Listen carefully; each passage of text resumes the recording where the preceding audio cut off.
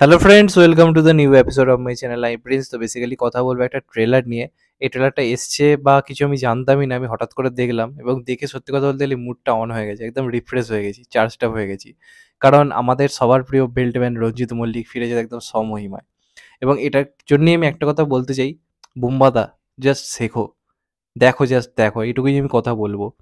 কারণ আজকে রঞ্জিত মল্লিকের বয়স হচ্ছে ৮০ ছুঁই ছুঁই, এবং আমি যারা ধরুন ওই টাইমে যারা ছিল বেসিক্যালি যারা মানে রঞ্জিত মল্লিকের যারা ধরুন ছেলে, তারপর ভাই, এই সমস্ত রোল প্লে করতো রঞ্জিত মল্লিকের থেকে ধরুন বয়স প্রায় ১৮-১৯ বছর কম। তো তারা বেসিক্যালি এখন দেখতে পাচ্ছি অন্য ধারা সিনেমা করছে, সেই অডিয়েন্সকে ভুলে গেছে যে অডিয়েন্সের জন্য তারা আজকে পরিচিতি পেয়েছিল, সেই গ্রাম বাংলার অডিয়েন্স। কারণ বেশিরভাগ জনই শুধু কলকাতার জন্য কাজ করছে, বাদবাকি গোটা বাংলা ভাড়মে যাক।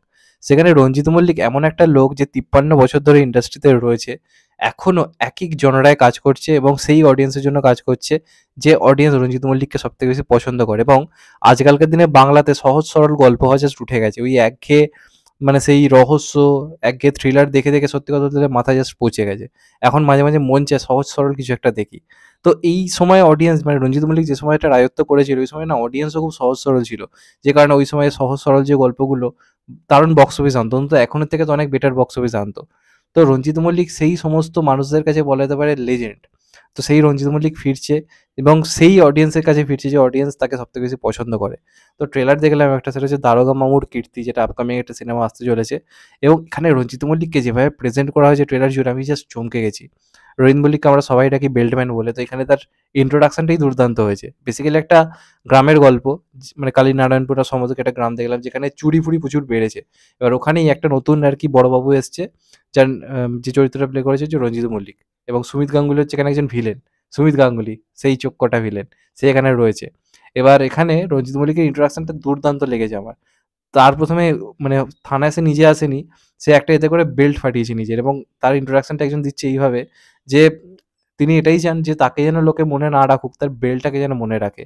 সেটাই তার সবথেকে বড় অস্ত্র। তো আমরা তাকে ওইভাবেই চিনি, বেল্ট দিয়ে সবাসব মারবে রঞ্জিত মল্লিক। তো সেইভাবে তারপরে এন্ট্রি হয় এবং রঞ্জিত মল্লিকের অ্যাকশন এই বয়সে দাঁড়িয়ে। এবং সে এই ধরনের সিনেমাই করছে, যে ধরনের সিনেমা করতে গেলে এখন কিন্তু খানিকটা শারীরিক কসরত লাগে। একটা জিনিস দেখে ভাল লাগছে, যারা এককালে অ্যাকশন হিরো ছিল, বুম্বাদা, মিঠুন চক্রবর্তী, তারা দেখতে পাচ্ছি যে বাবা কাকা এই ধরনের রোল পার্ট করছে যেখানে কোনো অ্যাকশন করার দরকার নেই। এবং শারীরিকভাবেও বুম্বাদা যদিও ফিট রয়েছে, কিন্তু মিঠুন চক্রবর্তী রবীন্দ্র মল্লিকের থেকে কিন্তু অনেকটাই ছোট। সেখানে দাঁড়িয়ে তার এখন শারীরিক যে অবস্থা বা প্রসেনজিৎ যে ধরনের সিনেমা করে, সেখান থেকে দাঁড়িয়ে রঞ্জিত মল্লিক কিন্তু অনেক ফিট রয়েছে। এবং সত্যি কথা বলতে গেলে তিনি এখানে যেভাবে কাজ করেছেন এটাতে, রঞ্জিত মল্লিকের যে এন্ট্রিটা দেখার মতো হয়, যেটা গাছের পেছন থেকে আসছে, বন্দুকটা ফার্স্টে দেখাচ্ছে, তারপর রঞ্জিত মল্লিক বেরোচ্ছে, আর তারপর রঞ্জিত মল্লিকের বেল্ট নিয়ে অ্যাকশন। তো এইগুলো দেখেই তো আমরা বড় হয়েছি, যে সুমিত গাঙ্গুলি একটা ভিলেন হিসেবে পাগলামো করছে, রঞ্জিত মল্লিক তাকে মারছে, এবং স্টোরিটাও কিন্তু বেশ ইন্টারেস্টিং লাগছে। এখানে একটা রঞ্জিত মল্লিক একটা প্রতিযোগিতা বার করে, যেটা হচ্ছে চোরদের প্রতিযোগিতা, চোরদের ধরার জন্য। যে রঞ্জিত মল্লিকের বাড়ি থেকে গীতাঞ্জলি বইটা আনতে পারবে, তাকে সে ১০,০০০ পুরস্কার দেবে, এবং এইভাবে সে আসল চোরটাকে ধরবে। তো এরকম গল্পে কিন্তু ইন্টারেস্টিং একটা ব্যাপার রয়েছে। এই গল্পে এমন নয় যে আপনি হলে গিয়ে আপনাকে অনেক কিছু ভাবতে হবে। হলে যাবেন, এনজয় করবেন, বেরিয়ে আসবেন। এবং রঞ্জিত মল্লিককে রঞ্জিত মল্লিক দেখুন এমন একজন অভিনেতা, সে কিন্তু সেরা সেরা পরিচালকদের সঙ্গে কাজ করছে। আজকে যে সমস্ত আঁতেল পরিচালক রয়েছে, তারা নিজেদের শিক্ষাগুরু হিসেবে যে সমস্ত পরিচালকদের নাম বলে, সেই সমস্ত পরিচালকদের কাছেই কিন্তু রঞ্জিত মল্লিকের হাতেখড়ি। কিন্তু তিনি একটা সময় বুঝতে পেরেছিলেন যে ইন্ডাস্ট্রিকে বড় করতে হলে গ্রাম বাংলার অডিয়েন্সের কাছে পৌঁছতে হবে। তো তিনি সেই সময় কিন্তু পুরো নিজের ঘরানাটা ভেঙে গ্রাম বাংলার অডিয়েন্সের কাছে তিনি জনপ্রিয় হয়েছেন, এবং সেই ঘরানাতেই তিনি কিন্তু বহুদিন কাজ করে গেছেন। ওনার শত্রু বলি বা অন্যান্য যে সিনেমাগুলো বলি, সেখানে তার যে ক্রেজ ছিল আনবিলিভেবল। তো আজকেও তার এই বয়সে দাঁড়িয়েও তিনি যে এই ধরনের কাজ করতে রাজি হচ্ছেন। দেখুন, এই সিনেমাটা বক্স অফিসে হিট হবে না বা এটা যে একটা জেলার না, সেটা আমরাও জানি। কিন্তু তিনি তারপরও যে এই ধরনের কাজ করছেন, চেষ্টা করছেন, সেটা দেখে সত্যি কথা বলতে গেলে ভাল লাগলো। এবং আমি মন থেকে চাই মানুষটা সুস্থ থাকুক, ভালো থাকুক, এবং এই ধরনের এন্টারটেইনিং কাজ এখনো করতে থাকুক। আমার একটা বহুদিনের ইচ্ছে, দেখুন আমি অনেকের ইন্টারভিউ নিয়েছি, অনেকের সঙ্গে কথা বলেছি, সামনাসামনি দেখা হয়েছে, ছবিও তুলেছি। আমার একটা খুব বড় ইচ্ছে রয়েছে রঞ্জিত মল্লিকের সঙ্গে একবার দেখা করার। ইন্টারভিউয়ের দরকার নেই, ওনার শুধু আমি চরণ ছুঁয়ে একটা নমস্কার করতে চাই। কারণ আজকে বাংলা ইন্ডাস্ট্রিতে ওনার অবদান ভোলার নয়। ৫৩ বছর ধরে ইন্ডাস্ট্রিতে আছেন, এবং প্রায় বহু সিনেমায় উনি কাজ করেছেন, এবং প্রত্যেকটা সিনেমায় ওনার উপস্থিতিই সবকিছু পাল্টে দিত। তো আজকে রঞ্জিত মল্লিক আছে বলেই এই বয়সে ওনার চার্ম দেখে সিনেমা দেখতে ইচ্ছে হচ্ছে। তো এটাই হচ্ছে আসল স্টারডাম, আসল মানে অরা, সেটা কিন্তু রঞ্জিত মল্লিকের রয়েছে।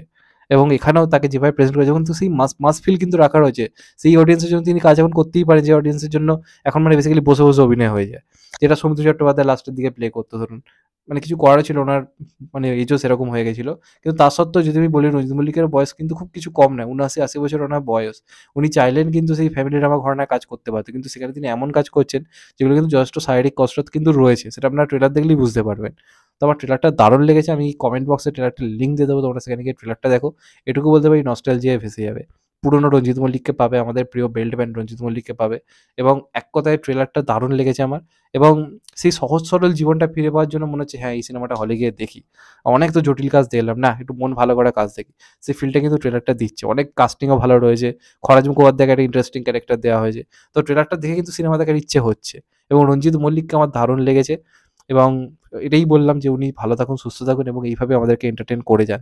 উনি যে অভিনয়ে ফিরেছেন এতদিন পর এবং এই ধরনের সিনেমা করছেন, দেখেও ভালো লাগছে সত্যি কথা বলতে গেলে। তো আমি এর আর বেশি কিছু বলব না। আমার ট্রেলারটা দারুণ লেগেছে। আমি সিনেমাটা দেখার জন্য সত্যিই এক্সাইটেড। আর ঠিক ১০ কি ১২ দিন পর সম্ভবত রিলিজ করছে। তো ডেসক্রিপশনে আমি মানে কমেন্ট বক্সে আমি লিঙ্ক দিয়ে দিয়েছি ট্রেলারটা, সেখানে গিয়ে তোমরা ট্রেলারটা দেখো। আর কেমন লেগেছে ওখানে গিয়ে অবশ্যই কমেন্ট করে জানাও। যাই হোক, চ্যানেলটা নতুন হলে চ্যানেলটাকে সাবস্ক্রাইব করে দিও and get the bell icon. ভালো থেকো সবাই। Take care. নমস্কার। আবার দেখা হবে। আমি তো ভাই। সবাই ভালো থেকো, সুস্থ থেকো। নমস্কার। Take care. আবার দেখা হবে। ভালো থেকো সবাই। Take care.